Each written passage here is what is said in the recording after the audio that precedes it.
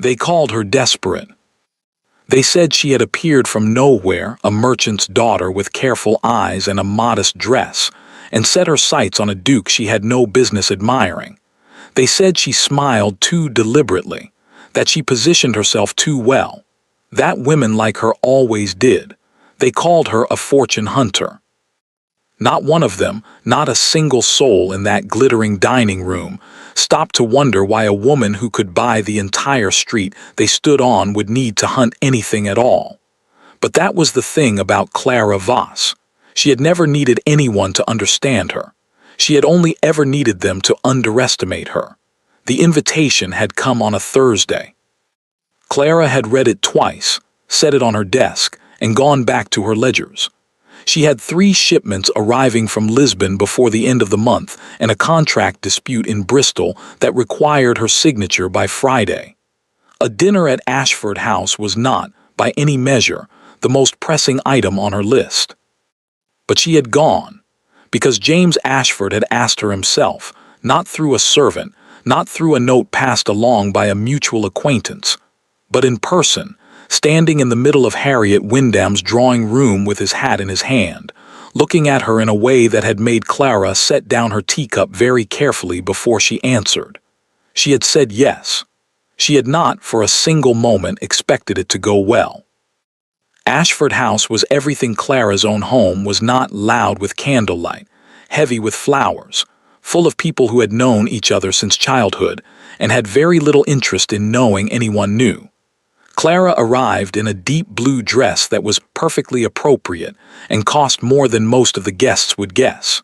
She wore no jewels except a single pearl at her throat. She had learned long ago that the less she offered people to comment on, the more carefully they watched her, and the more they revealed about themselves in the watching. James found her within minutes of her arrival. He was taller than she remembered, or perhaps it was simply that he seemed more at ease here in his own house than he had in Harriet's drawing room. He smiled when he saw her, a real smile, not the polished social variety, and brought her a glass of wine and introduced her to 2 of his friends with a warmth that surprised her. For an hour, it had almost been pleasant. Then Lady Ashford sat down to dinner. She was a small woman, James's mother, fine-boned, silver-haired, with the kind of composure that came from decades of sitting at the head of important tables. She had greeted Clara at the door with a smile so thin it barely qualified as one, and had placed her at the far end of the table, between a hard-of-hearing colonel and a young man who spent the first course talking exclusively about his horse. Clara had managed perfectly well. It was the 3rd course when it happened. Lady Ashford had been speaking to the woman beside her, loud enough to carry, which Clara suspected was entirely intentional, about the particular difficulty of a son who was too kind-hearted for his own good. "There are women," Lady Ashford said, lifting her wine glass with great delicacy, "who develop a very specific talent for recognizing opportunity. One cannot entirely blame them. It is, I suppose, a kind of survival." The table did not go silent, but several conversations slowed. "A fortune hunter," said the woman beside Lady Ashford, younger, less careful, saying plainly what the older woman had wrapped in silk, "is still a fortune hunter, whatever dress she arrives in." Clara did not look up from her plate. She heard the small, sharp intake of breath from across the table. She heard the colonel beside her go suddenly and awkwardly quiet. She felt, without looking, the turn of several heads, and she felt James, 4 seats away, go very still. She waited. The table waited. James said nothing. Clara set down her fork. She touched the corner of her mouth with her napkin. She looked up, not at Lady Ashford, not at the woman who had said the word, but at James directly, for just a moment. He was looking at her. His jaw was tight. His hand had closed around his wine glass. He looked like a man who was about to say something, who was choosing carefully whether to say it. He did not say it. Clara smiled. Not at him. At the table. At no one in particular, the kind of smile that meant absolutely nothing and therefore could not be argued with. "The lamb is exceptional," she said pleasantly to the colonel beside her. The colonel, grateful, agreed that it was. The conversation resumed.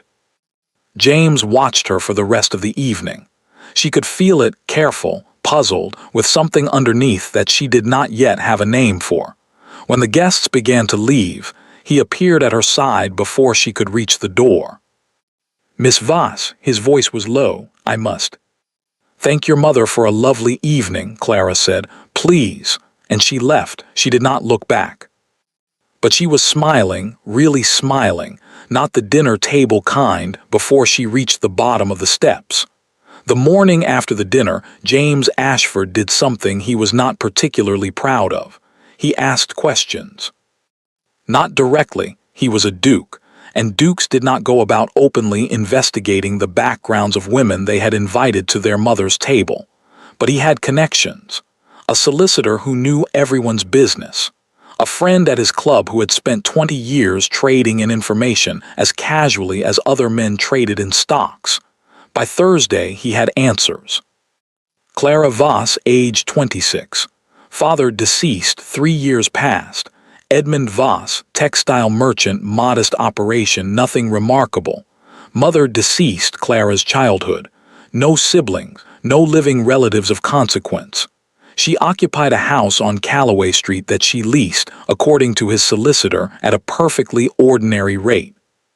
She attended church on Sundays, accepted select invitations, and was known among those who knew her at all as quiet, composed, and not particularly forthcoming about herself.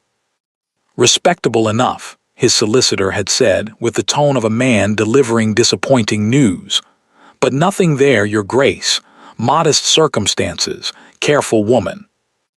James had thanked him and gone to his club, and sat with a glass of brandy.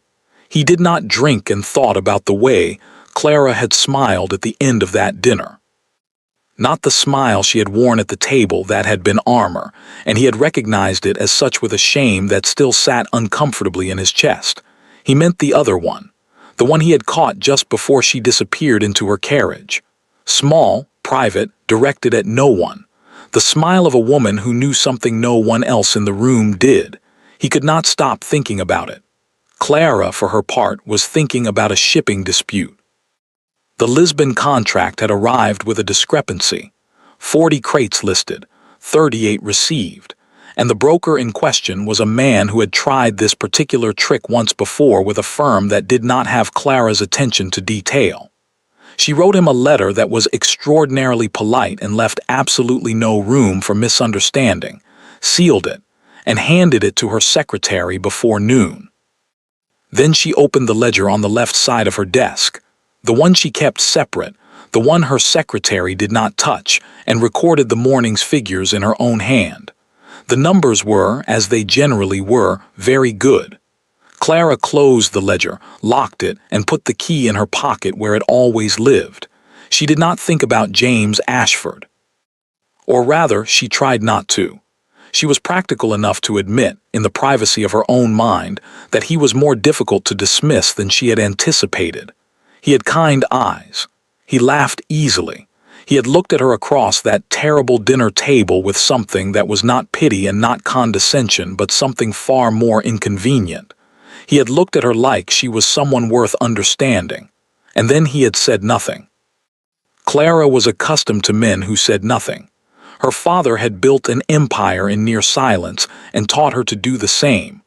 Silence, Edmund Voss had always said, was simply the space where other people revealed themselves. James Ashford had revealed himself clearly enough. She did not hold it against him precisely. A man did not argue with his mother at her own dinner table, not without cost, not without consequence. She understood that. She even quietly sympathized. But understanding a thing and accepting it were not the same. It was her secretary, young Mr. Briggs, who mentioned it first. "There's been an inquiry," he said, setting a small note on her desk on Friday morning. "Roundabout sort came through Fielding at the solicitor's office. Someone asking after your father's business, history of the firm, that sort of thing." Clara looked at the note without picking it up. "What did Fielding tell them?" What you instructed, Miss Voss. Modest textile concern, nothing of consequence.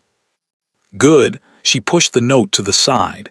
Send Fielding a bottle of the Bordeaux. He has been very reliable. Mr. Briggs nodded and retreated. Clara sat for a moment in the quiet of her office. So James had asked questions. She had expected it sooner, if anything. And he had received the answers she had long ago arranged for people to receive, because there were very good reasons why Clara Voss did not advertise the whole truth of her situation, and those reasons had nothing to do with shame and everything to do with the fact that the world treated a woman with money very differently than it treated a man with the same, and not, in Clara's experience, better. She had learned this at 19, the first time a business associate had smiled at her across a table, and then gone home and told his wife he'd spent the afternoon with Voss's little secretary. She had learned it again at 22, when a man she had briefly, foolishly considered had looked at the figures in her father's ledger, and his eyes had changed, the warmth in them replaced by something calculating and cold. She had decided then that she would rather be underestimated than consumed. And so Clara Voss remained, to all outward appearances, a modest merchant's daughter of comfortable but unremarkable means.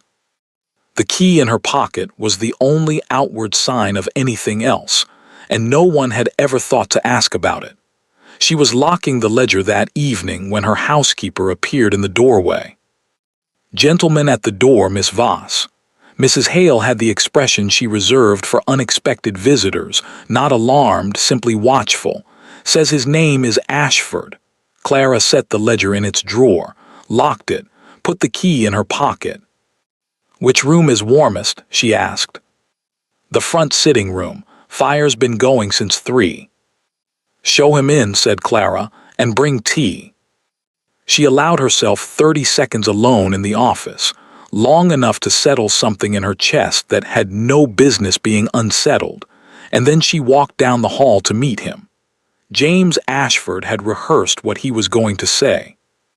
He had rehearsed it on the carriage ride over and in the brief, cold walk from the street to the front door, and again in the 30 seconds he stood in Clara Voss's front sitting room waiting for her to appear. He had the words arranged neatly, an acknowledgment of what had occurred, an expression of regret, an assurance that his mother's opinions were not his own. It was a good apology, measured, sincere. Clara walked in and he forgot half of it immediately. She was not dressed for company. She wore a plain dark dress, her hair simply arranged, no jewelry at all, and she looked, somehow, more herself than she had at the dinner, more present, as though the ballroom version of her had been a careful translation and this was the original. She crossed the room without hurry, gestured for him to sit, and settled into the chair across from him with the composure of a woman who had been expecting him, which he realized she probably had. "Your Grace," she said. "Miss Voss," he sat, "I came to apologize." "I know." A silence. Mrs. Hale appeared with tea, set it down, disappeared. Clara poured without asking how he took it milk, no sugar, which was correct, and handed him the cup. He accepted it, slightly thrown. "What happened at dinner," he began, "was inexcusable. The remarks that were made I should have." "You should have," Clara agreed pleasantly. He stopped. She looked at him over her own teacup with an expression that was not unkind but was entirely, immovably serious. "You were 4 seats away," she said. "Not 40, you heard it." "Yes." "And you said nothing." No, the word cost him something. He could hear it in his own voice. "I did not." "Why?" It was such a direct question, so undecorated, so devoid of the social cushioning that usually surrounded difficult conversations, that for a moment James simply looked at her. "I don't have a satisfactory answer," he said finally. "I know that too," said Clara, "which is why I'm asking, not to embarrass you. I'm asking because I'd like to understand what kind of man you are."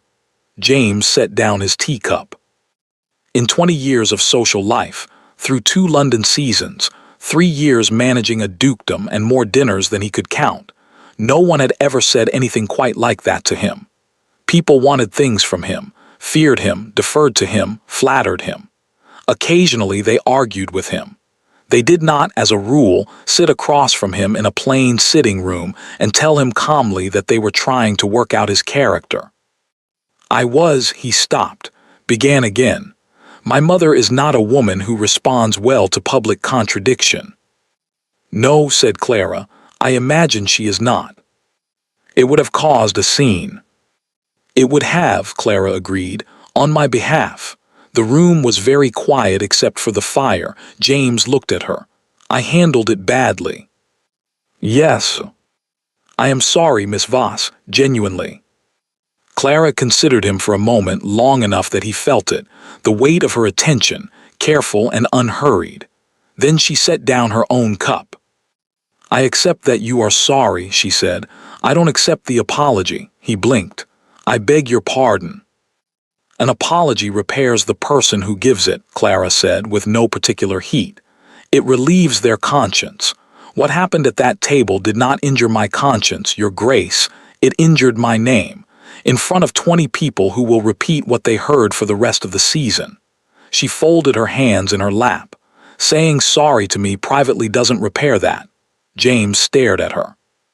He had come here expecting. He wasn't entirely sure what he had expected. Graciousness, perhaps, relief, the particular softening that most people produced when a duke arrived at their door to make amends. Clara Voss looked at him as though she were waiting for him to catch up. You're right, he said. I know. Despite everything, he almost laughed. You are remarkably unimpressed by me. I am trying, said Clara, to be fair to you. There is a difference. He looked at her for a long moment. The fire crackled. Outside, a carriage passed on the street. What would repair it? He asked. The name, as you say.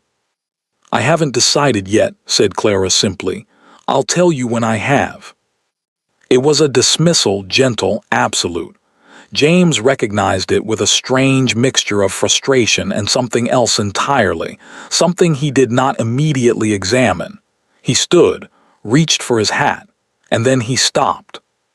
The room was modest. He had registered that when he entered, filed it away as confirmation of what his solicitor had told him. But he was looking at it properly now for the first time. The chair he had been sitting in was old mahogany, beautifully kept, the kind of piece that aged into its quality rather than out of it. The rug beneath his feet was Turkish, deep red, and not inexpensive. The books on the shelves behind Clara were not decorative. They were red, their spines worn, and there were a great many of them, and they were not novels. He looked at the titles nearest to him. Principles of Maritime Commerce, The Law of Contracts, 3rd edition, A History of the Wool Trade in the British Isles. He looked back at Clara. She was watching him with an expression he could not quite read, patient, perhaps, or careful. The expression of someone who had just noticed that he was noticing. Miss Voss, he said slowly, what was it your father's business dealt in exactly? Textiles, said Clara, without hesitation, without blinking. Yes, said James, of course. He put on his hat. Good evening, said Clara. He walked to the door, paused with his hand on the frame, his back to her. I'll call again, he said, if I may. A brief silence. You may, said Clara. He left. Clara sat for a long moment after she heard the front door close. Then she looked at the bookshelf, at the titles she knew perfectly well were visible from where he had been standing, and she pressed her lips together. She had not moved those books. She wondered if she had meant to. She picked up her teacup, found it had gone cold, and set it back down. Careful, she told herself. But she was smiling again, the real one, the private one, and this time she did not entirely know why. The announcement came on a Tuesday. Clara read it in the morning paper over breakfast, between a report on parliamentary proceedings and an advertisement for a new milliner on Bond Street. It is with great pleasure that Lady Ashford announces the forthcoming engagement of her son, James Edward Ashford, Duke of Ashford, to Lady Cecily Drummond, daughter of the Earl of Wentmore. Clara read it once. Then she turned the page. By noon, 3 people had called on her. Harriet Wyndham arrived first, breathless and indignant on Clara's behalf, and had to be calmed with tea and a firm reminder that there had been no understanding between Clara and the Duke of Ashford. None whatsoever. Nothing formal, nothing even approaching formal, merely 2 conversations and a dinner that had ended badly. "But he called on you," Harriet said, as though this settled the matter entirely. "He called to apologize," said Clara, "which is a different thing. He stayed an hour. He stayed 40 minutes. Clara." "Harriet," Clara set down her cup, "I am perfectly well, drink your tea." Harriet drank her tea, unconvinced. The second caller was Mrs. Alderton, a neighbor of 50 years and considerable opinions, who arrived under the pretense of returning a book she had borrowed in March, and stayed long enough to say everything she thought about dukes in general, and this one in particular. Clara thanked her for the book and showed her out with great affection. The third caller did not come inside. He sat in his carriage on Calloway Street for 11 minutes. Clara's housekeeper reported this with the precision of a woman who watched the street carefully, and then drove away without knocking. Mrs. Hale relayed this information with her eyebrows raised very slightly. "Thank you, Mrs. Hale," said Clara. She went back to her desk, opened the Bristol contract, read the same paragraph 4 times without absorbing a word of it. Then she closed the contract, opened the left-hand ledger, and spent 2 hours with the only numbers that had never yet failed to steady her. Lady Cecily Drummond was, by every account, exactly what the Ashford family required. She was 22. She was lovely in the particular way that English aristocracy seemed to produce reliably, fair, fine-featured, with good posture and better manners. Her father, the Earl of Wentmore, had a title that stretched back 4 generations and an estate in Shropshire that, while not extravagant, was perfectly respectable. She laughed at appropriate moments, deferred at appropriate moments, and had never, as far as anyone knew, read a book on maritime commerce in her life. Lady Ashford had introduced her at a small luncheon the following Thursday, and the general opinion of those present was that she was charming.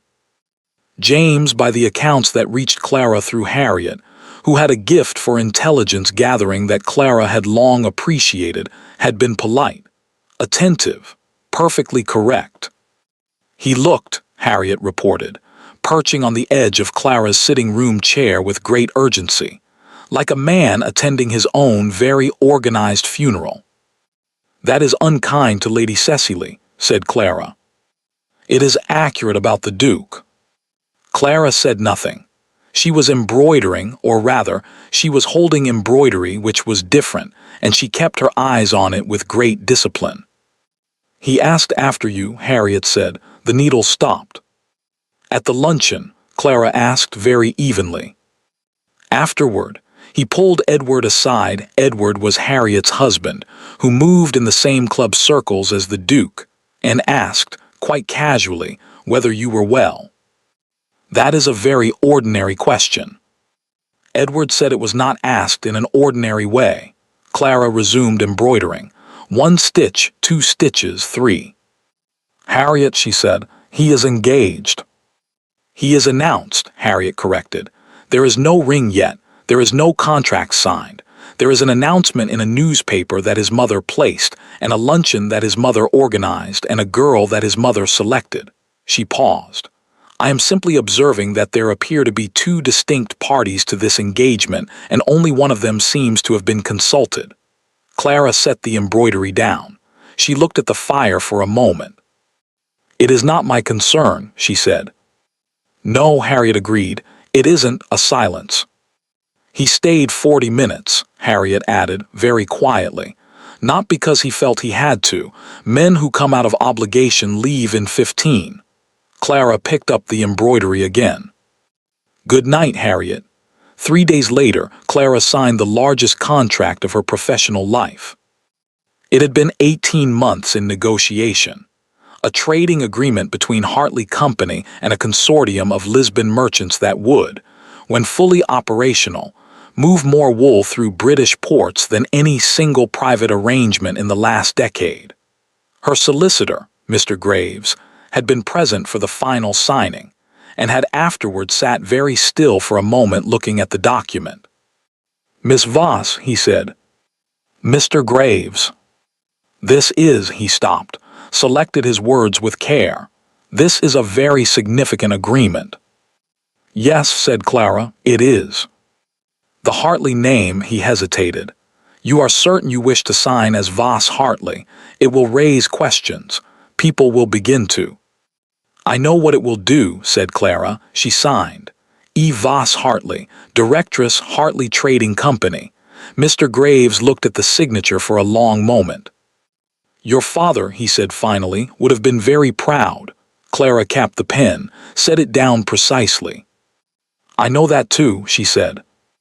She walked home through streets that were cold and bright and loud with London's ordinary business, and she thought about her father, about Edmund Voss, who had been born a Hartley and had married a Voss and had loved his wife's name better than his own and kept it long after she was gone, who had taught Clara to read a ledger before she could read a novel, who had said, on the last evening she had spent with him, "They will always try to make you smaller than you are.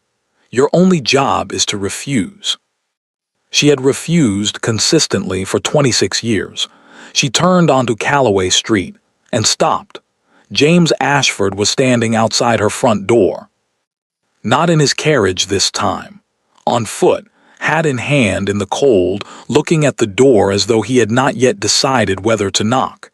He turned when he heard her steps. They looked at each other across the short distance of the pavement. "You've been standing there a while," said Clara. It was not a question. Mrs. Hale would have reported otherwise. "Yes," said James. "You're engaged," said Clara. "I am announced," said James, and there was something in the way he said it, a precision that echoed Harriet's distinction so exactly that Clara felt something move in her chest that she did not welcome. She looked at him for a long moment. The cold had put color in his face. He looked tired, she thought, and determined, and somewhat miserable. "You should go home, Your Grace," she said quietly. "I know," said James. He did not move. Clara looked at him a moment longer than she should have. Then she walked past him up the steps and closed the door. She stood in the hallway with her back against it and her eyes closed and the signed contract still in her bag, the name Voss Hartley in her own ink, and she thought, "Not yet, not like this." From outside, after a long moment, she heard his footsteps move away down the street. She did not move until she couldn't hear them anymore. The letter arrived on a Wednesday morning, and it was not addressed to James. It was addressed to his mother. Lady Ashford had been at breakfast when Mr. Fielding, the family's solicitor of 14 years, a man so composed that she had never once seen him perspire, walked into the dining room without being announced, which he had never done in 14 years, and placed a folder of documents beside her teacup with the expression of a man who had recently learned something that had reorganized his understanding of the world. "I apologize for the intrusion, my lady," he said, "but I felt this required your immediate attention." Lady Ashford set down her toast, opened the folder, read the first page, then she read it again. Then she sat very still for a moment, looking at the name printed at the top of the document in plain, unadorned letters, and felt the particular sensation of a woman who has been absolutely certain of something for a very long time and has just discovered she was absolutely wrong. She sent for James before she finished the second page. James arrived at Ashford House at 10:30 to find his mother standing at the window of the library. Not sitting, standing, which she almost never did, with the folder open on the desk behind her, and an expression he had not seen on her face since the morning they had buried his father. "Sit down," she said. He sat. She did not turn from the window immediately. He waited, which he had learned as a boy was the only useful thing to do when his mother was composing herself. Do you know, she said finally, still looking at the street below, what the Hartley Trading Company is? James considered the question. Vaguely. Old firm. Textiles originally, I think. Wool and textiles, his mother said. Not anymore, not for 20 years. She turned from the window. Her face was composed now, carefully so, but her hands, he noticed her hands, which she had clasped in front of her, were not entirely steady. Hartley Trading Company operates 13 merchant vessels. It holds contracts with the Portuguese Wool Consortium, 2 separate East India partnerships, and 3 of the largest import brokers in London. Its annual revenues, she stopped, pressed her lips together. Its annual revenues are larger than this estate's total worth, larger than the Wentmore holdings, larger than, she stopped again. James had gone very still. Larger than what? He asked. His mother crossed to the desk, turned the folder toward him. He leaned forward and read. The first page was a company summary, standard commercial document, the kind filed with the Board of Trade. He read it quickly, absorbing figures that grew more significant with each line. He turned to the second page. A list of creditors and debtors, standard again. His eyes moved down the column on the right, names, amounts, dates. He reached the third entry from the bottom. He stopped. Ashford Estate, outstanding balance, principal and accumulated interest. The number beside it was considerable, more than considerable. It was the kind of number that rearranged things. He turned to the next page. The creditor listed for the Ashford debt was given in full legal name, Hartley Trading Company. Directress, E. Voss Hartley. James read the name twice. Then he sat back in his chair and looked at the ceiling for a moment. How long? He said. The debt was acquired 8 years ago, his mother said. She had sat down now across from him with the straightness of posture that was her particular form of armor. Your father's arrangement with the original Hartley broker. I was aware of the debt. I was not aware, she paused. I was not told that Hartley had passed to a private directress. I was not told who she was. Who told you now?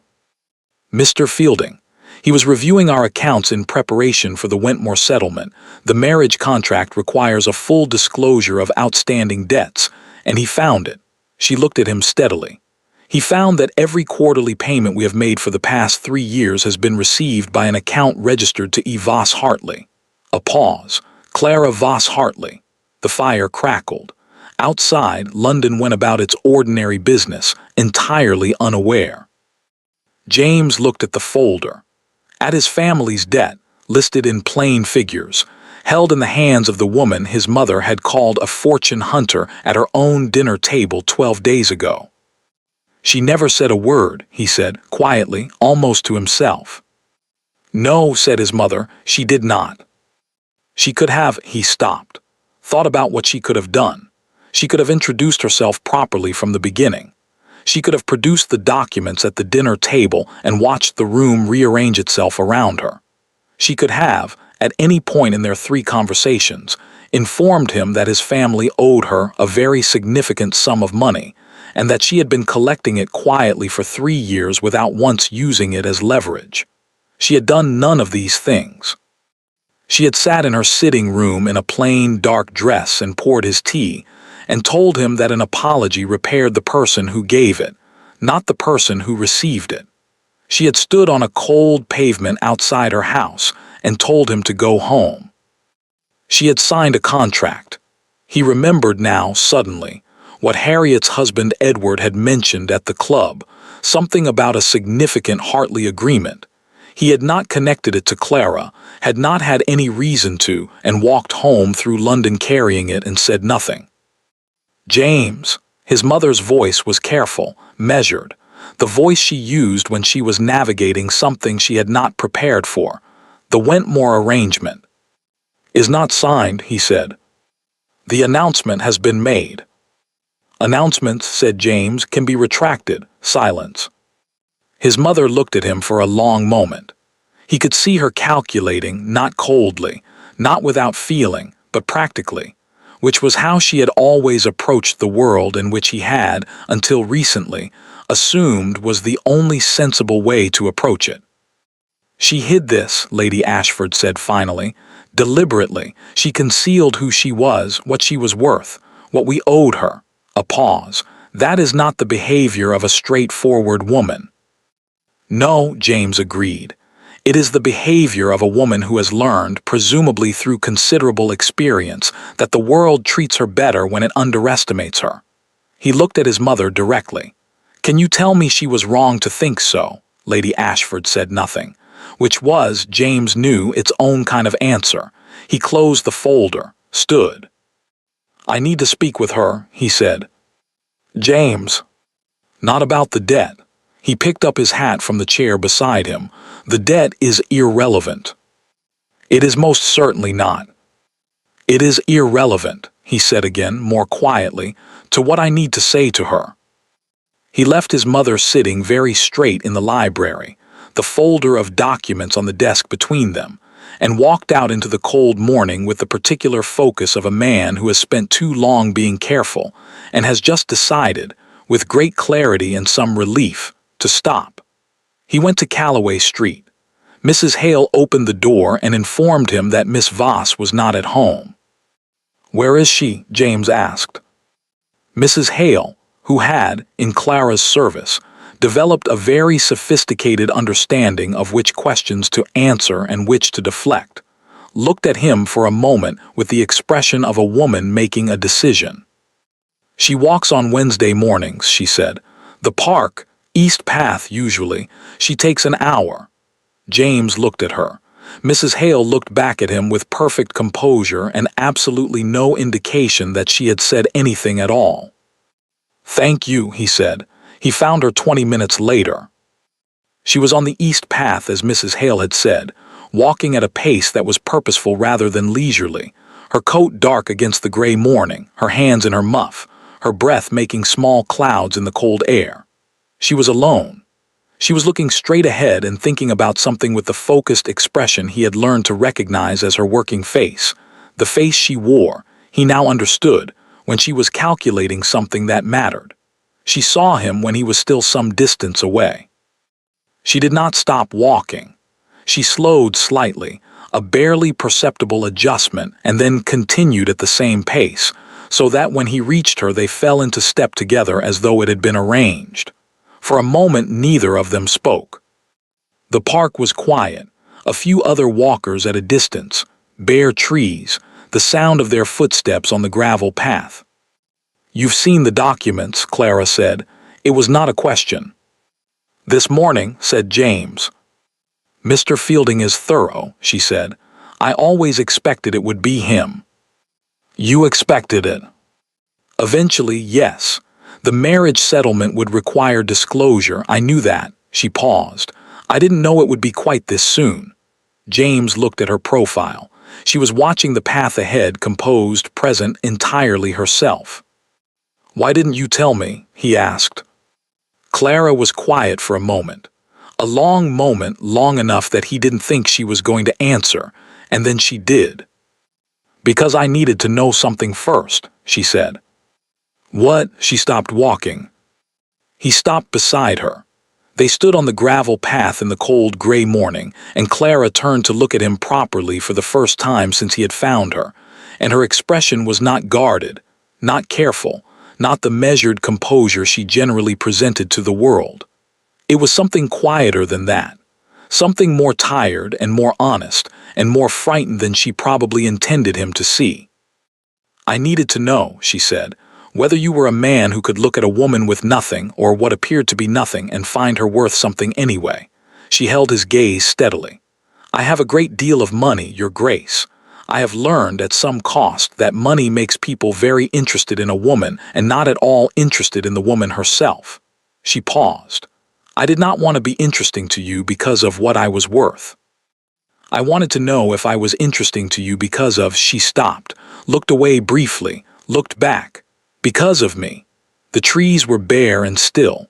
Somewhere across the park a bird called once and went silent. James looked at her for a long time. Clara, he said. It was the first time he had used her name. Not Miss Voss, her name, just her name, said quietly on a cold Wednesday morning in a park where no one was watching. She went very still. I came to your house to apologize, he said, before I knew any of it. I stood outside your door in the cold like a fool before I knew any of it. I have thought about you every day for 2 weeks, he stopped, steadied himself. Every day for 2 weeks, and not once, not for a single moment, was I thinking about what you were worth. Clara looked at him. Her eyes were very bright. She blinked once carefully. You are announced, she said. Her voice was steady, barely. I know. Lady Cecily has done nothing wrong. I know that too. He took one step toward her. Clara, I have handled almost everything about this badly. I did not speak when I should have.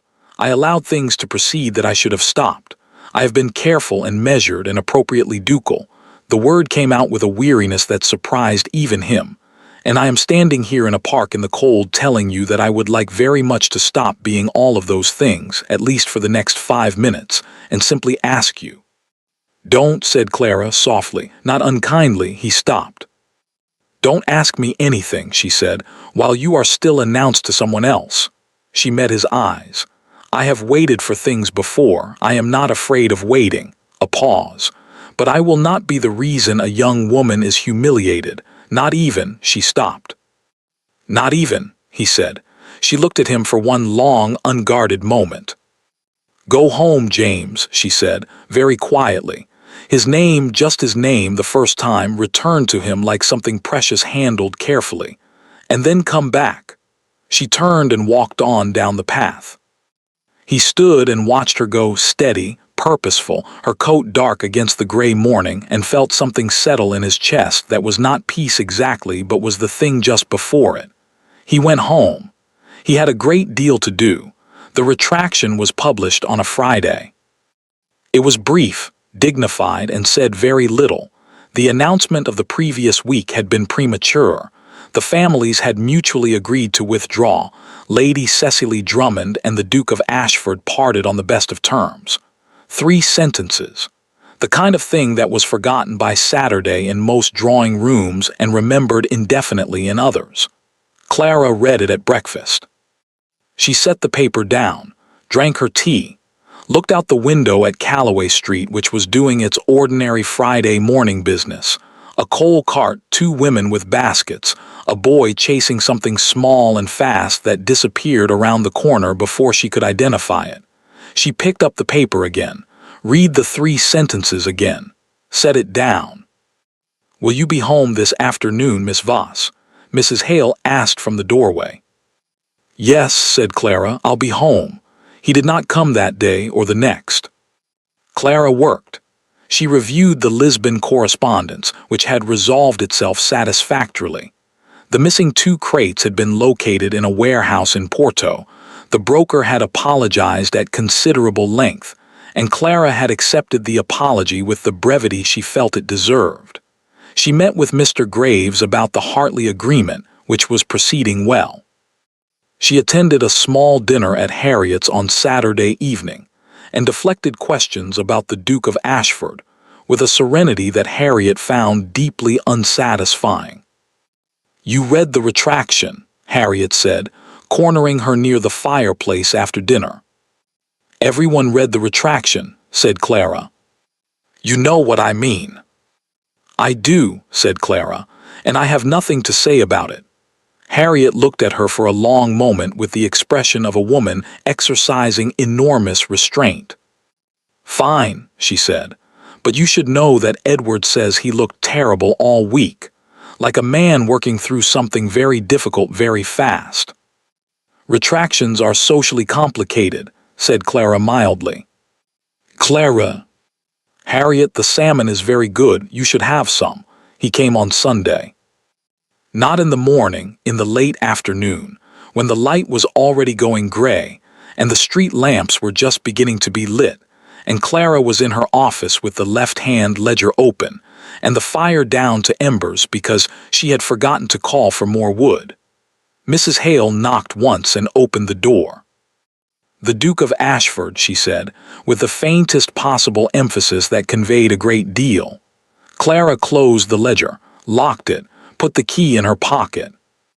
"The sitting room," she said, "and more wood for this fire, please." She gave herself no 30 seconds this time. She walked directly down the hall and into the sitting room and found him standing by the window, not looking out of it, simply standing near it, hat in his hands, with the look of a man who had arrived somewhere important and was not yet certain of his welcome. He turned when she came in. He looked, she thought, like himself. More himself than she had seen him, less arranged, less composed, with shadows under his eyes that suggested the week had cost him something, and he had paid it without complaint. "Miss Voss," he said. "Your Grace," said Clara. They looked at each other across the room. "Sit down," she said. "Mrs. Hale will bring tea." "I didn't come for tea," he said. "I know, sit down anyway." He sat. She sat across from him. The fire was low, but the room was warm enough, and Mrs. Hale appeared, built the fire up efficiently, produced tea from somewhere with suspicious speed, and disappeared. James looked at the tea. "She was already preparing it," Clara said. "She expected me." "She is an exceptionally perceptive woman," Clara poured. "How is Lady Cecily?" James accepted the cup. "Dignified," he said, "and I think genuinely somewhat relieved. She was as much her mother's arrangement as mine." A pause. "I called on her personally, to apologize." Clara looked up. "She deserved that much," he said simply. Clara looked at him for a moment. Something shifted quietly in her chest. "Yes," she said, "she did." A silence. Not uncomfortable, the particular silence of two people who have a great deal to say and are deciding where to begin. James set down his cup. "I want to speak about the debt," he said. Clara shook her head slightly. "That isn't necessary." "It is necessary to me." His voice was quiet but very firm. "Please." She stopped, nodded once. "My family owes you a significant sum," he said. "It has been owed for 8 years. You have collected the quarterly payments without fail and without, at any point, using the debt as any kind of instrument. You have not threatened, you have not leveraged, you have not, as far as I can discover, told a single person." He paused. "You could have ruined us. At any moment in 3 years you could have called the debt in full and we would not have been able to meet it." He looked at her steadily. "Why didn't you?" Clara was quiet for a moment. Outside the window, the street lamps were fully lit now, small warm circles in the gathering dark. The fire crackled. The clock on the mantel marked the half-hour with a single soft chime. "Your tenants," she said. James blinked. "I beg your pardon." "The Ashford tenants." She folded her hands in her lap. "When I first acquired the debt, when my father's company absorbed the original Hartley portfolio and I went through the accounts myself, I looked into the estates. It is standard practice. You want to understand what you hold." She paused. The Ashford tenants were well kept. Good cottages, reasonable rents, a school on the estate grounds that your father had built and you had maintained. When the harvest failed in the second year, do you remember? 1887. Several estates reduced their tenant support significantly that season. "We did not," James said slowly. "You did not," Clara confirmed. "You absorbed the loss. The estate ran at a deficit for 2 quarters and you covered it, and you did not reduce a single tenancy or raise a single rent." She looked at him directly. "A man who does that in a bad year is not a man whose estate I wish to destabilize, and so I held the debt." A pause. "And then I met you." James looked at her. "And then you met me," he said quietly. "And then I met you," Clara said, "and I found that you were more complicated than I expected, and less simple than your mother's opinions of you might suggest." A breath. "And I wanted, as I told you in the park, to understand what kind of man you were before I made any decisions about anything." "And now," his voice was very careful, "what have you decided?" Clara looked at him for a long moment. She thought about her father, about Edmund Voss, who had been a Hartley, and had loved a woman more than a name, and had taught his daughter that the ledger told you the truth about people if you knew how to read it. She thought about 19 years of careful management, of deliberate invisibility, of being smaller than she was so that the world would leave her room to work. She thought about a dinner table and an insult wrapped in silk, and a man 4 seats away who had gone still and said nothing. She thought about a park on a cold Wednesday morning, and her own name said quietly like something worth saying. She had been careful for a very long time. She was so tired of being careful. "I have decided," she said, "that you are a man who apologizes to young women he has inadvertently wronged, and maintains his tenant school in a bad harvest year, and stands outside doors in the cold without knocking because he is trying to be honorable and is not entirely certain how." She paused. "I have decided that those things matter more to me than most things." James had gone very still. "Clara, I have also decided," she continued, because she had started now and she was going to finish, "that I am tired of being the version of myself that other people find manageable. I have a great deal of money and I am very good at what I do, and I have hidden both of those facts for years because the alternative was to be treated as a collection of assets rather than a person." She met his eyes. "I do not wish to hide them from you. I don't think you would ask me to." "I would not," he said, "immediately, completely." "I know," she took a breath. "That is rather the point." James set down his teacup. He leaned forward slightly, elbows on his knees, and looked at her with an expression that was open and serious and entirely unguarded, in a way she had not seen from him before, the last layer of the composed, careful Duke of Ashford stripped away, leaving just the man underneath, who was tired and certain and looking at her like she was the clearest thing in the room. "I would like to court you properly," he said, "with your permission, formally, correctly, with calls and correspondence and whatever other machinery society requires."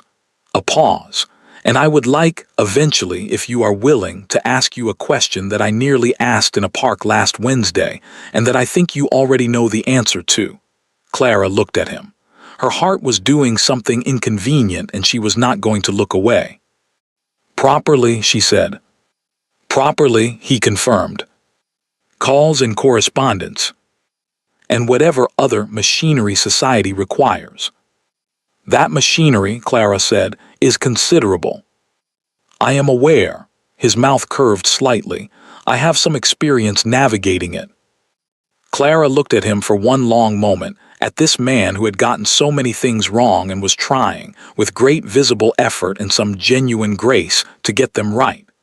Who had gone still at a dinner table and said nothing, and then come to her door and said sorry, and then come back again and again until she believed him.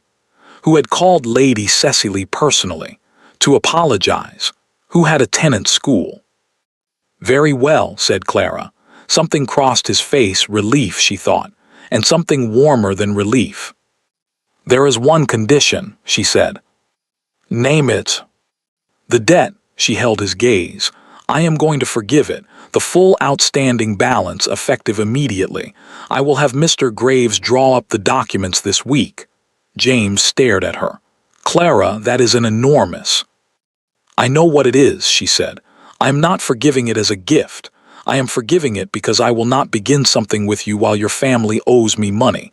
I will not have it said, not by your mother, not by anyone, that I acquired a duke through his debts." She raised an eyebrow very slightly. "I intend to acquire you through entirely other means." James looked at her for a moment. Then he laughed.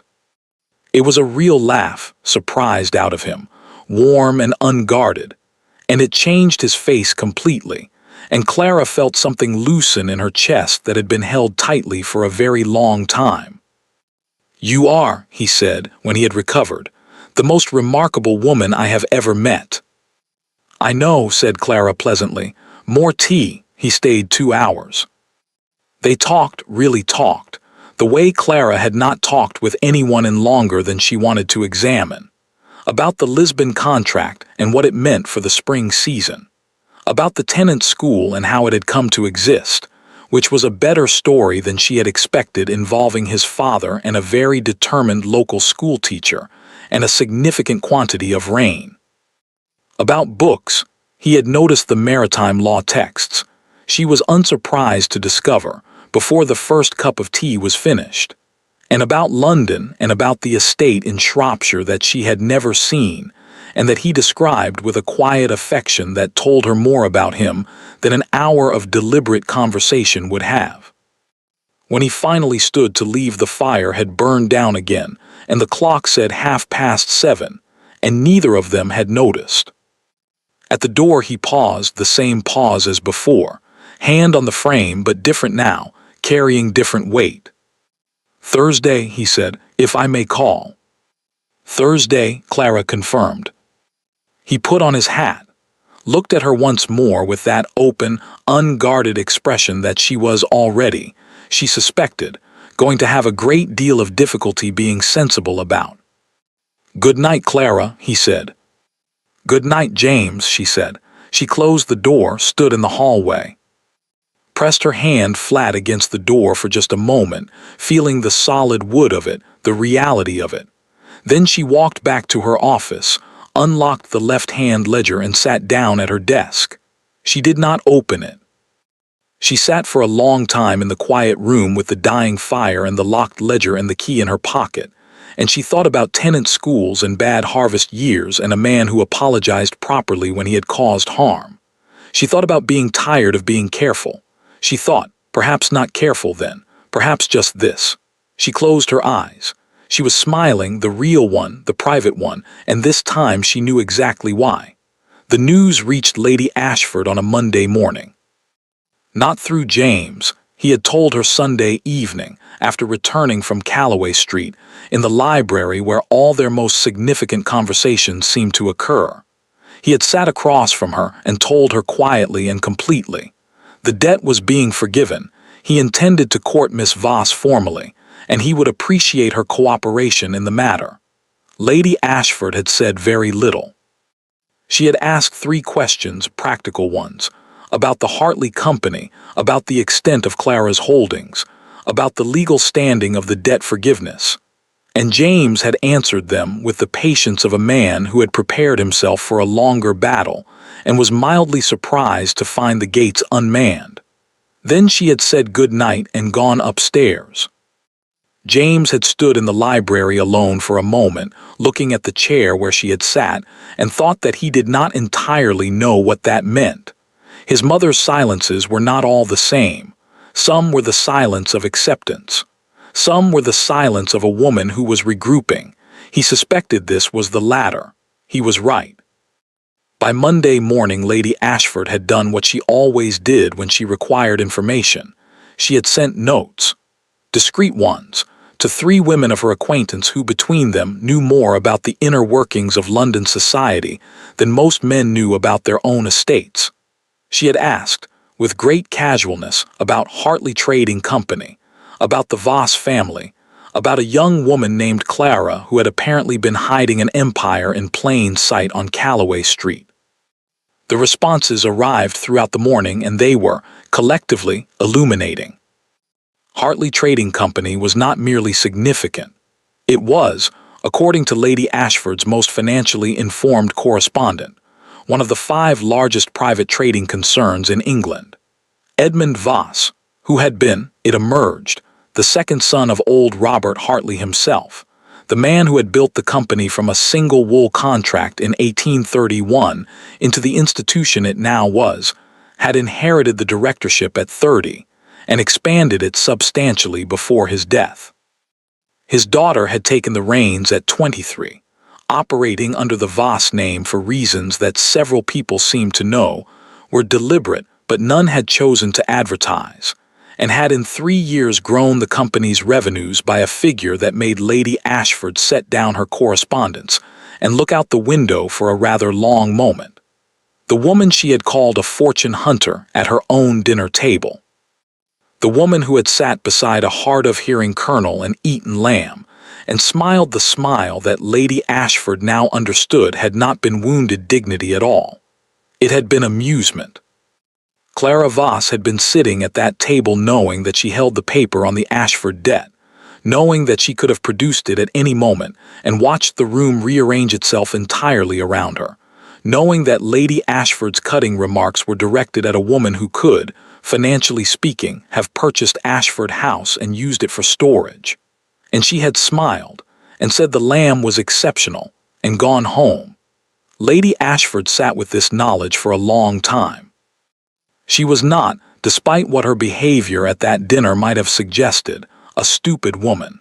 She was a proud one, proud in the particular way of people who have spent decades managing something precious and precarious, and have learned to protect it through sheer force of vigilance. The Ashford title was old. The Ashford estate was old. The Ashford money, and this was the part that Lady Ashford had spent 20 years carefully not examining too directly, was considerably less robust than the title and the estate suggested. She had known about the debt, had known about it as one knows about a chronic ailment, aware of it, managing it, not discussing it. She had not known who held it. She understood now why she had not known. And she understood, sitting alone in her morning room with her correspondence arranged around her, that Clara Voss had chosen not to use that information as a weapon, had chosen it, deliberately, over the course of 3 years, and then again over the course of the past several weeks when she had had every provocation to use it, and had instead walked away from a dinner table and said the lamb was exceptional. That was not the behavior of a fortune hunter. Lady Ashford was honest enough to admit this, to herself at least. The question now was what to do about it. She thought about it for 3 days. During those 3 days James called on Clara twice, on Thursday as arranged, and again on Saturday, and came home both times with the particular quality of distraction that Lady Ashford recognized because she had seen it once before, very long ago in his father. She did not ask him about it. She watched and thought, and was honest with herself in the privacy of her own rooms in a way that she was rarely honest anywhere else. She had been wrong. Not merely incorrect about Clara's financial situation. She had been wrong in a more fundamental way, the kind of wrong that was harder to examine and harder still to name. She had looked at a woman she did not know and assigned her a category and treated her accordingly, and she had done it in public, and she had done it cruelly, and the fact that Clara Voss was worth 3 times the Ashford estate did not make it wrong. It had been wrong before that was known. It would have been wrong if Clara had been exactly what Lady Ashford believed her to be. She sat with this too. It was not comfortable. Lady Ashford had not had a great deal of practice sitting with discomfort. She had spent most of her adult life arranging things so that discomfort could be avoided, arranging James's life, managing the estate's appearances, steering carefully around anything that threatened the image of Ashford's solidity she had spent 20 years constructing. It was exhausting work, and she had done it without complaint because someone had to and it had fallen to her.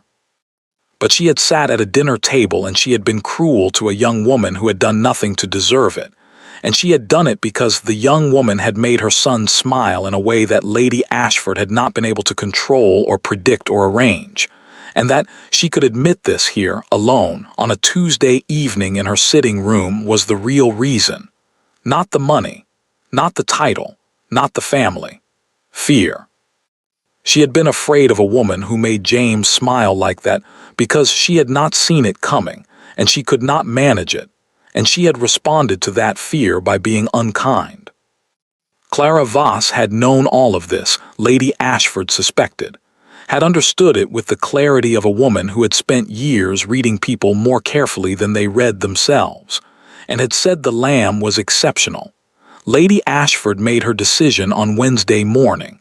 She called for her carriage. Clara was in her office when Mrs. Hale appeared in the doorway with an expression that was entirely new. Not the watchful look she wore for unexpected visitors, not the composed efficiency she maintained through most situations, but something genuinely uncertain, which was rare enough that Clara looked up immediately. "Lady Ashford," Mrs. Hale said. Clara set down her pen.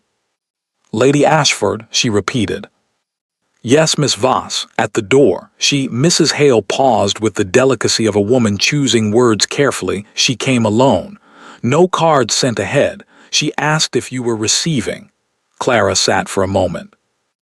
She thought about a dinner table, about silk-wrapped cruelty and 20 people, and the particular quality of a room that has just watched someone be diminished.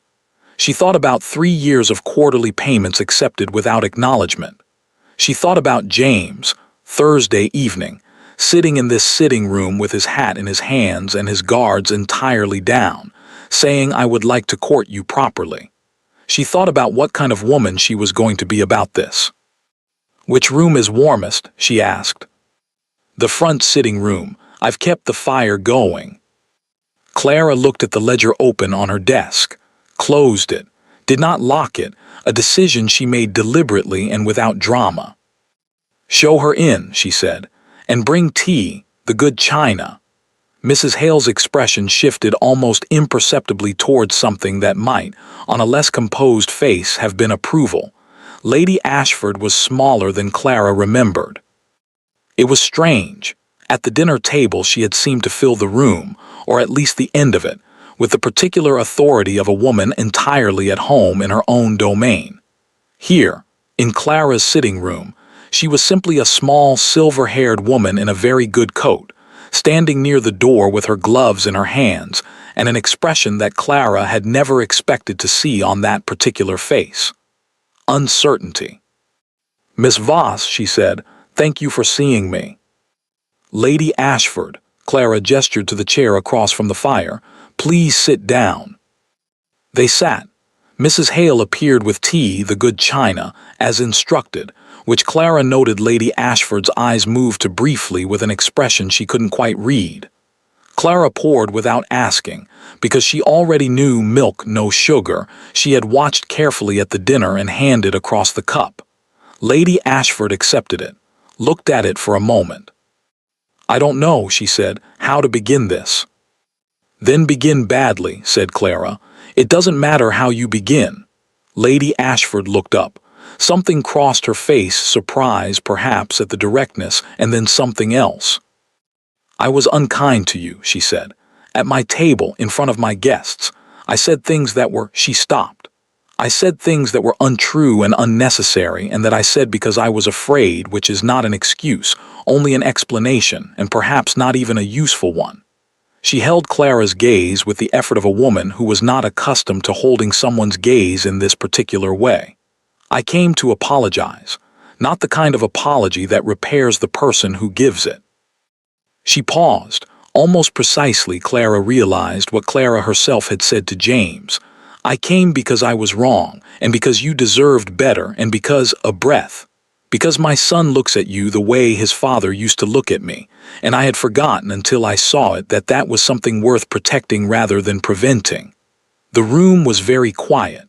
The fire crackled. The clock marked the quarter hour.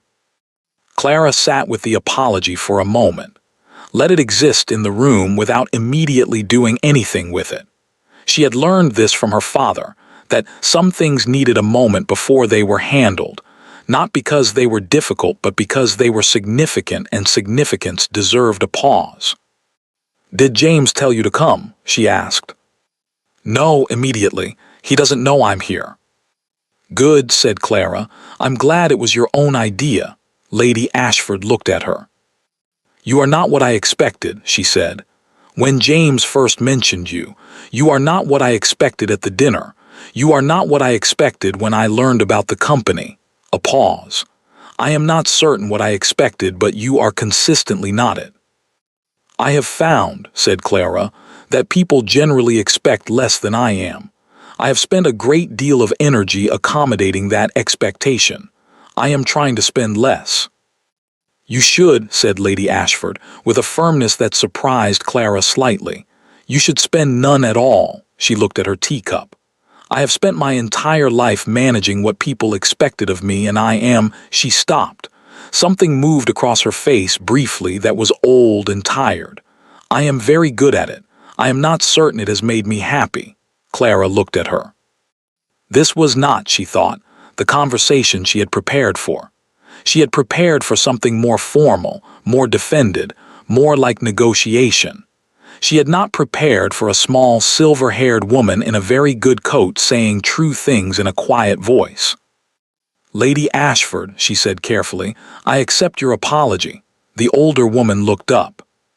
I accept it, Clara continued, not because the injury was small, but because the apology is genuine. I can tell the difference. She held her gaze steadily. And because I think you are more than what you showed at that dinner table, and I am trying to extend to other people the same expectation that I ask them to extend to me. Lady Ashford was quiet for a moment. That is very generous, she said. It is practical, said Clara. If James and I are to, if this is to become what I think it is going to become, then you and I will share a table for a great many years. I would rather share it honestly. A silence.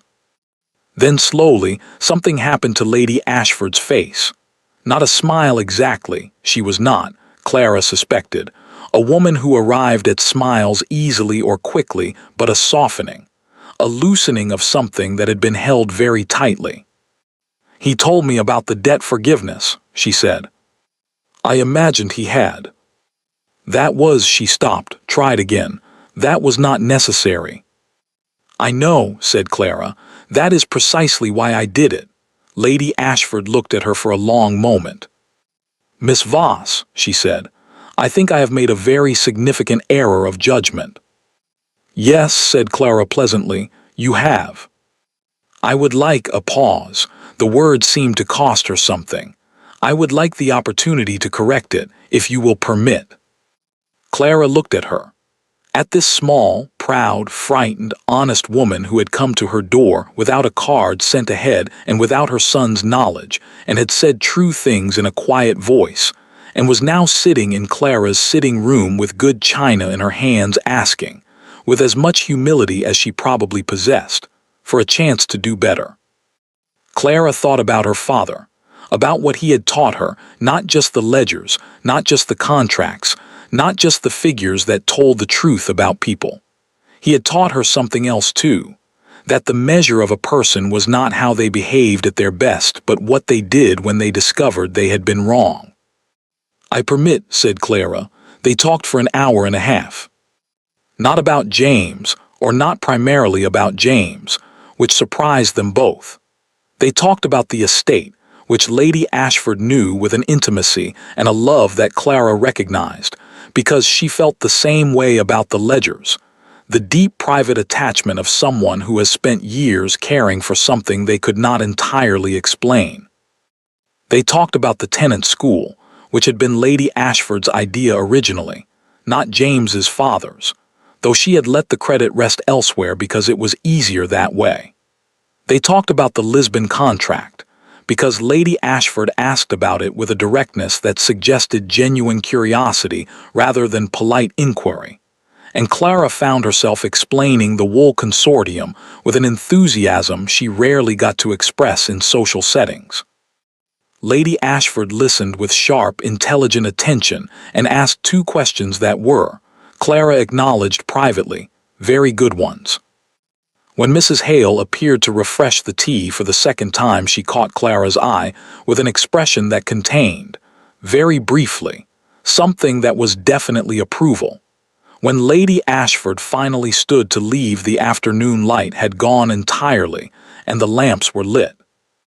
At the door she paused, and Clara thought, with a private amusement she kept entirely off her face, that the Ashford family had a habit of pausing at doors. I would like, Lady Ashford said, if you would consider coming to dinner, a small one. This time you will be properly placed. A pause that carried some effort. Beside James. Clara looked at her. Next Friday, said Lady Ashford, if you are free. I will make myself free, said Clara.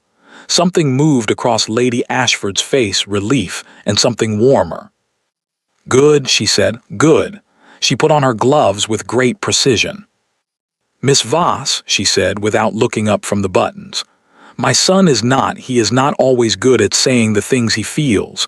He is better at showing them. The tenant school, the harvest year, she paused. Watch what he does. It will tell you more than what he says. Clara looked at her. I know, she said softly. I have been watching. Lady Ashford looked up, met her eyes, and this time it was a smile, small, effortful, entirely genuine. "Yes," she said. "I rather thought you had." She left. Clara stood in the hallway and listened to the carriage move away down Calloway Street and thought about tenant schools and harvest years and a woman who had come to her door without a card and said true things and asked, with as much humility as she had, for a chance to do better. She thought, perhaps this is what it looks like. Not the perfect beginning, the corrected one. She went back to her office, unlocked the ledger, looked at the figures for a long moment, the Lisbon contract, the Hartley revenues, the line where the Ashford debt had been and where she had already instructed Mr. Graves to enter the forgiveness in red. She picked up her pen. Then she set it down again, went to the window, looked out at Calloway Street, which was dark now and lamplit and entirely ordinary. She was thinking about Friday. Friday came with cold, clear skies and the particular quality of winter light that made London look, briefly, almost beautiful. Clara arrived at Ashford House at 7.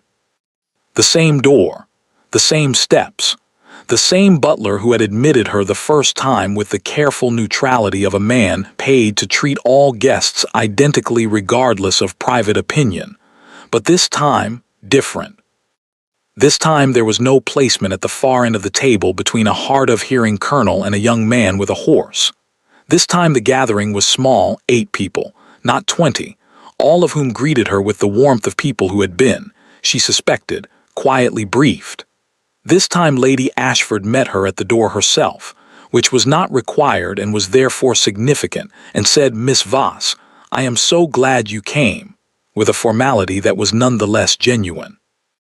And this time James was there when she came into the drawing room. He turned when she entered, and the expression on his face, before he arranged it into something more composed, was the same expression that Clara suspected she was wearing herself and was managing with slightly more success. He crossed the room, took her hand briefly, correctly, in greeting. "Miss Voss," he said. "Your Grace," she said. His eyes were doing something that was very difficult to look at steadily. "You came," he said, quietly just to her. "You asked," she said, eventually. Something shifted in his face, amusement, relief, and something deeper than either. "My mother called on you," he said. It was not quite a question. "She did. She didn't tell me." "I know, that was the point." Clara looked at him calmly. "She came on her own, that mattered." James looked at her for a moment. "What did she say?" he asked. "True things," said Clara, in a quiet voice. He was quiet for a moment, looking at her with that open, unguarded expression that she had accepted by now, simply going to have to get used to. "Clara," he said. "Not yet," she said gently. "Dinner first." He almost smiled. "You are going to make me wait until after dinner." "I am going to make you wait until after dinner," she confirmed. Dinner was, by every measure, exceptional. Not the food, though the food was very good, but the texture of the evening, the quality of it. Clara was seated beside James, as Lady Ashford had promised. On her other side was an elderly gentleman named Sir William Hargrove, who turned out to know a great deal about Portuguese trade routes, and engaged her in a conversation that she found genuinely absorbing. Across the table, a woman named Mrs. Fenwick asked intelligent questions about the Hartley Company with the directness of someone who had done some reading before arriving, and Clara answered them without deflection, without reduction, without making herself smaller than she was. She was, she realized, somewhere in the middle of the soup course, simply herself, fully and without apology, and the table, this small, carefully chosen table, was receiving her.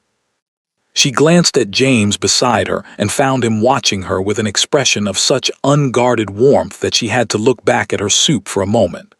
Lady Ashford, from her end of the table, caught Clara's eye. She raised her wine glass very slightly. Clara raised hers in return. After dinner, the party moved to the drawing room. There was music, A young woman played tolerably well, and conversation that moved easily, and without the sharp undertow of social performance that Clara remembered from the first evening. James stayed near her. Not obtrusively. He was a man who understood the social mechanics of a drawing room, but consistently, steadily, in the way of someone who has decided where he wants to be and sees no reason to pretend otherwise. When the party began to thin, Sir William at 10, the Fenwicks at half past, Clara found herself near the fireplace with James, slightly separated from the remaining guests, in the particular pocket of nearness that a diminishing party naturally creates. After dinner, he said, Clara looked at the fire. "So it is," she said. "I have a question I have been waiting to ask you," he said. "Since a park, in the cold," a pause, "since longer than that if I'm being honest." "You should be honest," said Clara. "I find I prefer it." "I know you do." He was quiet for a moment. "I have handled this very badly from the beginning." "Not from the beginning," said Clara. "You asked me yourself, in Harriet's drawing room, with your hat in your hand." He looked at her. "You remember that?" he said. "I remember everything," said Clara simply. He was quiet for a moment. The fire crackled between them. Across the room, Lady Ashford was speaking with Mrs. Fenwick, and Clara was aware, without looking, of the older woman's attention. "Clara," James said, very quietly, "I would like to ask you to marry me." The fire, the clock, the distant murmur of the last guests. Clara looked at him. She thought about Calloway Street and the left-hand ledger and the key in her pocket. She thought about 18 months of negotiation and a Lisbon contract signed in her own name. She thought about being smaller than she was so the world would leave her room to work, and about being tired, so tired of being careful. She thought about a man who stood outside doors in the cold and apologized to young women properly and maintained a tenant school in a bad harvest year. She thought about her father, who had loved a woman more than a name and had taught his daughter that the ledger told the truth about people if you knew how to read it. She had been reading James Ashford for weeks. The figures were very good. "Yes," said Clara, "just that. Simply, completely, without qualification." James looked at her for a long moment. Then he smiled, the real one, the private one, the one she suspected very few people had ever seen. And it was, she thought, the best thing she had seen in a very long time. "Yes," he repeated, as though making sure of it. "Yes," said Clara. Across the room, Lady Ashford said something to Mrs. Fenwick that made the other woman laugh. She did not look across at the fireplace. She did not need to. She was already smiling. The dining room at Ashford House had not changed. The same long table, the same candlelight, the same portraits watching from the walls with the particular patience of people who had been watching for a very long time. The same silver that required 3 footmen to polish and that Lady Ashford had once told Clara, in a moment of rare candor, she had considered selling twice in the lean years and had not been able to bring herself to do either time. The same room, but everything else was different. It had been a quiet wedding. Clara had wanted that not from modesty, not from any wish to diminish the occasion, but because she had spent enough years managing appearances for other people's benefit, and she saw no reason to begin her marriage by performing it for an audience. James had agreed immediately, which she had noted and appreciated. Lady Ashford had required a slightly longer conversation, during which Clara had listened patiently, and then said, very gently, that a small wedding now left room for a very significant dinner party later, at which Lady Ashford could invite everyone she wished and present the new Duchess of Ashford to society at whatever scale she felt appropriate. Lady Ashford had thought about this for a moment. How small, she had asked. "Family and close friends," said Clara, "20 at most." 30. 25. "Done," said Lady Ashford, and Clara had understood in that moment that they were going to manage each other very well. The ceremony had been on a Tuesday morning in early spring, in the church on the Ashford estate in Shropshire, with 23 guests and thin, cold sunshine through old stained glass, and James standing at the front of the church in a way that made Harriet Wyndham, in the third row, reach for her husband's handkerchief before the service had properly begun. Clara had walked in alone. She had considered this carefully and decided that she was not a woman who needed to be given away, having never been anyone's to give. James had understood this without needing it explained, which had confirmed something she already knew about him. She had worn ivory, simple, well cut, with no ornamentation except the pearl at her throat that she had worn to the first dinner. A private continuity that only she knew the meaning of, and then James, when she told him afterward, who had looked at her with the expression she still had not entirely learned to receive without her breath catching slightly. They had said their vows. James had said his, looking at her in a way that made 23 people feel they were witnessing something private, and none of them look away. Clara had said hers steadily, completely, without a single qualification. Harriet had used the entire handkerchief. The estate in Shropshire was everything James had described, and several things he hadn't. It was large, larger than she had imagined, which was saying something, because Clara Voss Hartley had a well-developed imagination for scale. It sat in a valley between two low hills with a river running along the eastern boundary, and the kind of deep old trees that suggested the land had been cared for consistently for a very long time.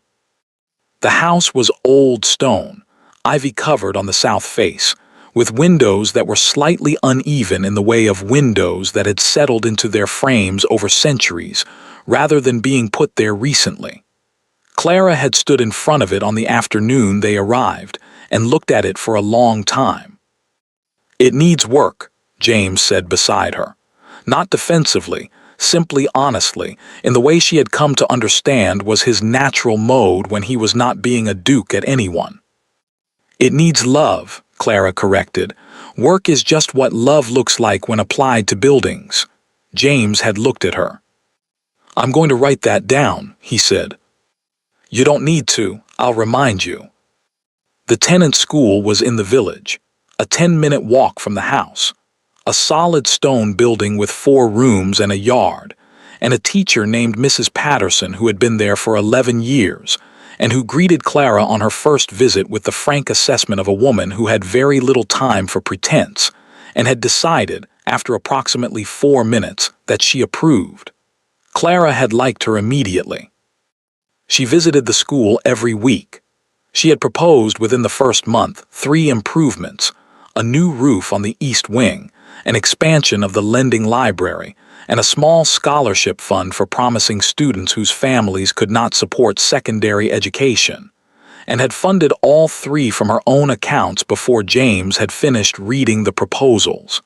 He had found her at her desk that evening. "You didn't need to do that," he said.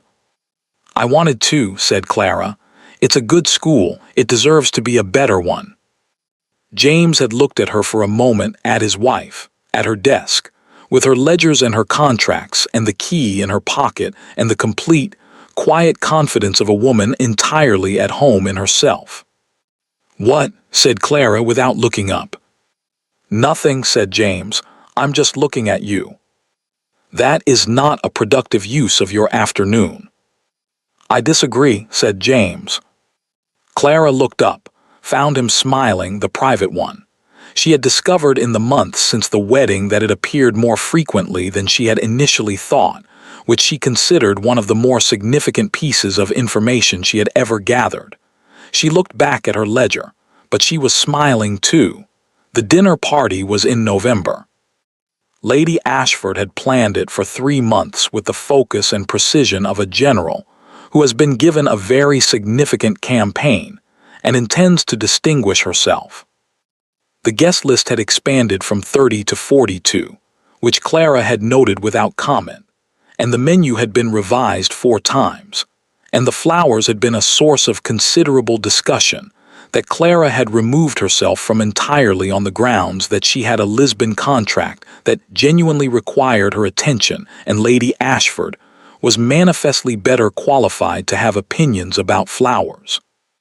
Lady Ashford had accepted this division of labor with something that was, increasingly, the expression she wore when Clara said something she found sensible. They had developed, over the course of the year, a relationship that Clara had not anticipated and that she suspected Lady Ashford had not either.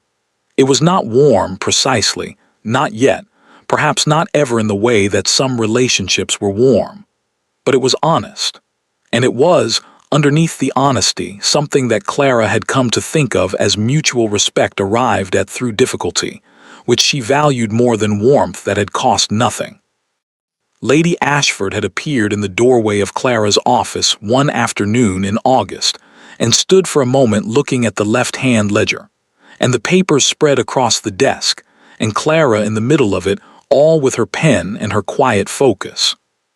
"Your father taught you all of this?" she had asked. "He taught me to read it," said Clara. "I taught myself the rest." Lady Ashford had looked at the room for another moment. "I have been thinking," she said carefully, "about the East Wing, the repairs. I have some thoughts about the funding arrangement if you are willing to discuss it." Clara had set down her pen.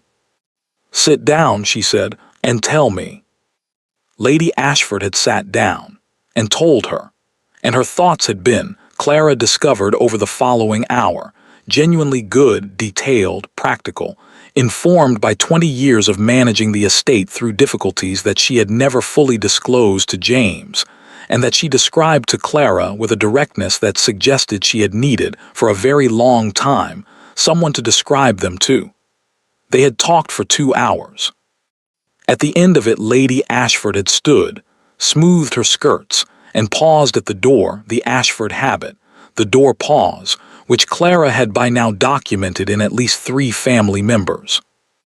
"You are good at this," Lady Ashford said, not as a compliment exactly, as an observation, the kind one makes when one has been looking at something carefully and has arrived at a conclusion. "I know," said Clara. Lady Ashford had almost smiled. "Yes," she said, "I know you know." The November dinner was, by every measure, a triumph. 42 guests in the Ashford dining room, the silver polished to its best, the flowers deep red, Clara noted, exactly right, arranged along the center of the table with the kind of restrained elegance that was Lady Ashford's particular genius. The conversation was warm and various, and ran from politics to the Portuguese wool consortium, to a lively argument about a recent novel that Clara had not read, but James had, unexpectedly, which she filed away as information about him she had not yet had. Clara sat at the end of the table. Not James's end, her own end. The Duchess's end.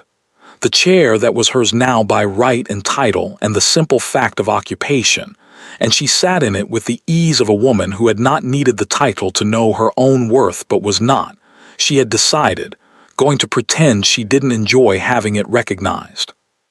She wore deep green, sapphires at her throat, a wedding gift from James, chosen by him without assistance, which had told her something about how carefully he had been paying attention. Her hair was dressed properly for once, which Mrs. Hale had accomplished with the satisfaction of a woman whose efforts had been long underappreciated. She looked, Harriet had told her in the drawing-room before dinner, like someone who had always belonged here. "I have always belonged somewhere," Clara had said. "This is simply the first time the room agreed." Harriet had laughed and then looked like she might cry, which was Harriet's particular gift. The moment came near the end of dinner. The conversation had mellowed, the kind of mellowing that happened late in a good evening, when the wine had been poured twice, and the formality had loosened, and people were speaking with the ease of those who have been well-fed and well-entertained and feel, for the moment, that the world is broadly satisfactory. Lady Ashford, from her position midway down the table, a position she had ceded to Clara without the drama Clara had privately anticipated, in a negotiation that had consisted of a single conversation and Lady Ashford saying, with great composure, "It is your table now, I suppose," and Clara saying, "It is our table, I think, and Lady Ashford, looking at her for a moment and then nodding once, raised her wine glass. The table quieted. Lady Ashford did not make speeches. This was known. She was a woman of precise language deployed sparingly, and when she raised a glass people paid attention because it was rare. "I would like," she said in the clear, composed voice that carried without effort, "to welcome my son's wife to this house, formally, as she deserved to be welcomed." A pause, barely perceptible. Some time ago. The table was quiet. Clara looked at her mother-in-law across the candlelight and the flowers and the 40 years of Ashford silver. "She is," Lady Ashford continued, "a woman of considerable ability and considerable patience, both of which this family has benefited from more than it has perhaps adequately acknowledged." Another pause. "I am glad she is here. I am glad James had the sense eventually," the word placed with surgical precision, producing a ripple of laughter to secure it. She raised her glass higher. "To the Duchess of Ashford." 41 people raised their glasses. "To the Duchess of Ashford." Clara looked down the table at James. He was looking at her, just at her, in the way he had of narrowing the room to the two of them without appearing to do anything at all. His glass was raised. His expression was the open, unguarded one, the private one, worn tonight without apology in front of 42 people. Clara raised her own glass, held his eyes. "I told you," she thought. "I told you I was not afraid of waiting." He smiled. The real one. Later, much later, when the guests had gone and the candles were burning low, and the house had settled into the particular quiet of a place that has held a great many people, and is now holding only the right ones, Clara sat at the desk in what had become her study in the east wing, the left-hand ledger open, the fire down to embers. James appeared in the doorway. He had taken off his coat. He leaned against the frame and looked at her the way he had taken to looking at her in quiet moments.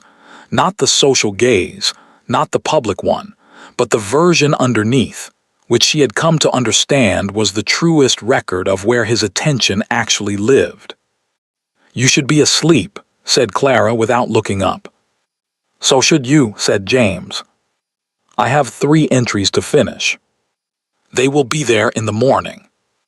"So will I, but I prefer to finish them now." He crossed the room, stood behind her, put his hands on her shoulders with the ease of someone who had learned, over the course of a year, exactly where they were welcome. He looked at the ledger over her shoulder, at the figures she kept in her own hand, the ones that told the truth about things. "We had a good evening," he said. "We did. My mother—" "Your mother was remarkable," said Clara, "as she generally is when she decides to be." A silence. Comfortable, the fire, the clock, the faint sound of the house settling. "Clara," James said. "You could have ruined us," quietly. He said it the way he had said it once before in this same tone at the beginning of things when he was still understanding what she had chosen not to do. He said it occasionally still, not obsessively, not with guilt, but with the quality of a man who had turned something over enough times to understand its full weight. Clara finished the entry, set down her pen precisely. "I know," she said. She closed the ledger. She looked at the fire for a moment. "My father used to say," she said, "that the ledger tells you the truth about people if you know how to read it." She paused. "I read yours very carefully." "And what did it say?" Clara turned her head and looked up at him over her shoulder, at her husband, in the lamplight, in the study that was hers, in the house that was theirs, in the life that she had built and chosen and refused to make smaller than it deserved to be. "It said," she told him, "that you were worth the wait." James looked at her for a long moment. Then he leaned down and said something very quietly, just for her, that was not recorded in any ledger and did not need to be. Clara closed her eyes. Outside, the Shropshire night was cold and deep and very still. The river ran along the eastern boundary of the estate. The old trees stood in the dark. The tenant school sat in the village, silent and waiting for morning, with its new roof and its expanded library and its scholarship fund that would send 3 children to secondary education in the spring. In the east wing of Ashford House, the fire burned low. The left-hand ledger sat closed on the desk, the key beside it, and for the first time in Clara Voss Hartley's adult life, she left them there without locking either one. She didn't need to. Some things she had finally learned did not need protecting. Some things were simply, completely already safe. Thank you for listening to the story all the way to the end. Please tell us which city you're watching from and what the story made you feel. Don't forget to subscribe so you won't miss new stories.